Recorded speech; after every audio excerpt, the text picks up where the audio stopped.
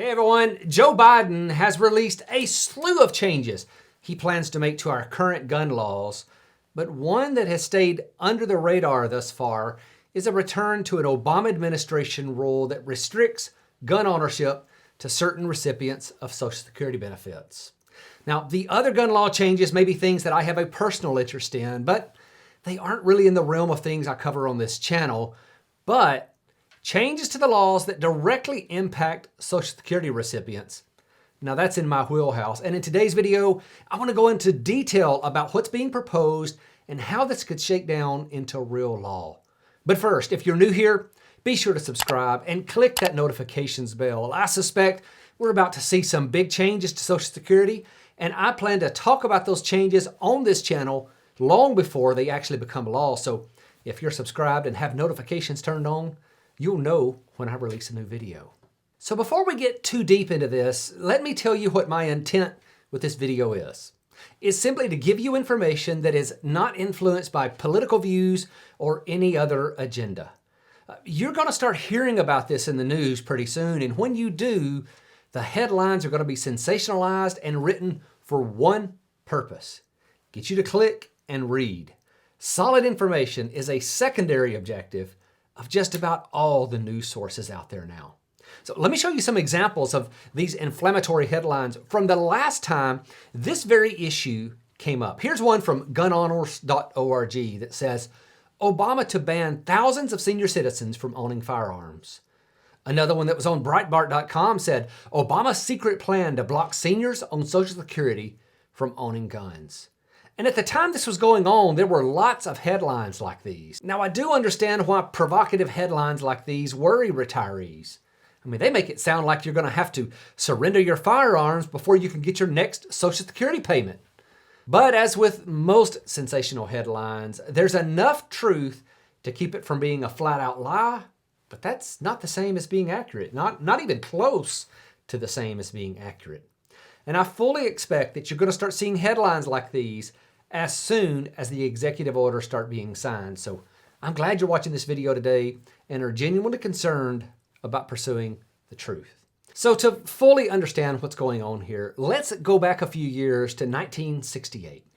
This is when major gun control legislation was passed. After the assassination of President Kennedy, Dr. Martin Luther King, and Senator Robert Kennedy, the national attitudes toward gun ownership had started to shift, and people were open to much more restrictive gun laws. So the Gun Control Act of 1968 was passed, which placed much heavier regulations on the firearms industry.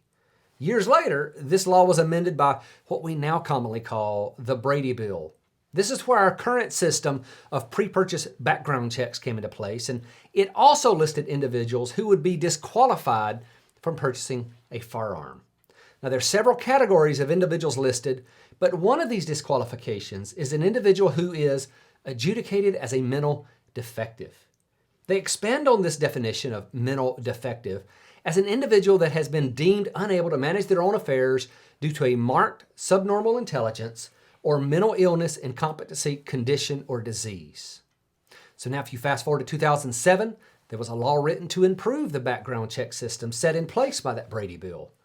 This new law required all federal agencies, including the Social Security Administration, to report if they had information on an individual, including mental illness, that may prevent that individual from purchasing a firearm.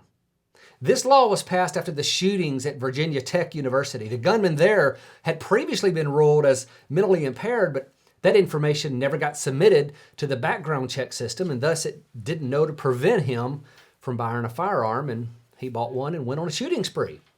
Now, although this was passed in 2007 and signed by President Bush, it just sat there until President Obama issued a memorandum ordering that it be enforced.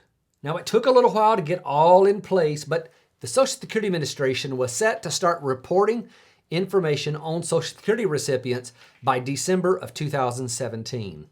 But in February of that year, President Trump signed a repeal of this law, which effectively killed it. But now, Biden has made it clear that he'll be bringing this law back. His policy advisor has even hinted that he may do this by executive action. When this happens, you can expect an uproar. So let's look at both sides, and then I want to hear your thoughts in the comments below. Those who support this rule think it's a non-issue. If someone has a mental impairment, they're already prohibited from purchasing a firearm. So what they're saying is, what's really changing? I see their point. But those who are against this rule say that it's the top side of a slippery slope and that reporting of multiple federal agencies could turn into this broad brush that catches people who should not be included. For example, they're saying things like, could the reporting include people who may just have a bad memory or difficulty doing household finances and simply don't pose a danger to themselves or anyone else? Could someone who loves to hunt but has PTSD, could they be denied the right to purchase a firearm? Will all of the federal agencies define mental impairment in the same way and do the same reporting? And I also understand this point of view as well. As the date of implementation gets closer, though, you'll probably start to hear more about this, and unfortunately, most of this news is going to be sensational and misleading. But I want to hear from you in the comments below. Tell me what you think.